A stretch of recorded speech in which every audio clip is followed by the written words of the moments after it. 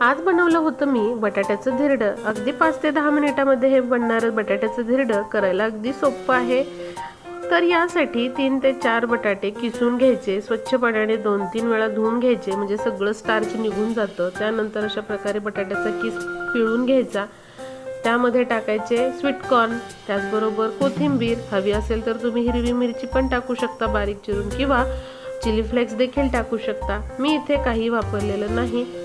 त्याचबरोबर आपल्याला इथे तांदळाचं पीठ टाकायचं आहे। तांदळाच्या पिठामुळे धिरडं छान कुरकुरीत होतं। आता यामध्ये गव्हाचं पीठ टाकायचं। गव्हाचं पीठ टाकल्यामुळे अतिशय पौष्टिक असं हे धिरडं होतं, त्यामुळे लहान मुलांना तुम्ही टिफिनला पण देऊ शकता।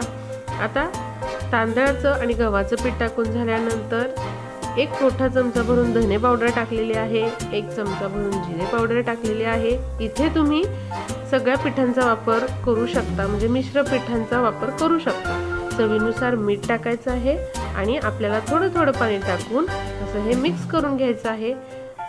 पळीमधून हे धिरडं तव्यावर सोडता येईल एवढं आपल्याला पातळ करायचं आहे। आता आपण तवा गरम करत ठेवलेला आहे। तवा चांगला गरम झाला की यावर आपण धिरडं सोडून घेऊया। बघा, याला कुठलीच तयारी लागत नाही, अगदी तुम्ही झटपट टिफिनसाठी हे धिरडं बनवू शकता। तेल नाही तर तूप किंवा मग बटर तुम्ही या ठिकाणी वापरू शकता। धिरडं आता सोडून घेतलेलं आहे। मध्यम आचेवर आपल्याला हे भाजू द्यायचं आहे। एक साईड चांगली भाजल्यानंतर आपण ही पलटून घेऊया साईड। बाजूने थोडंसं तेल सोडायचं। आता बघा, याच्या कडा सुटलेल्या आहेत। आता हे आपण पलटी करून घेऊया। छान असं खरपूस भाजून घ्यायचं। पलटी करून घेतल्यानंतर थोडंसं तेल किंवा तूप तुम्ही सोडू शकता। आता दुसरी साईड पण आपण एक 5 ते 10 मिनिटं चांगली शेकून घेऊया। तयार आहे आपलं झटपट बटाट्याचं धिरडं।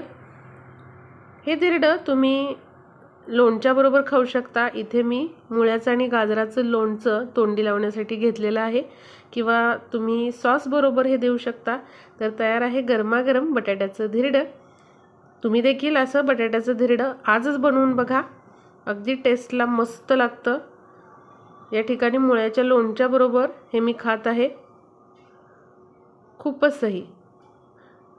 रेसिपी पाहिल्याबद्दल खूप खूप धन्यवाद।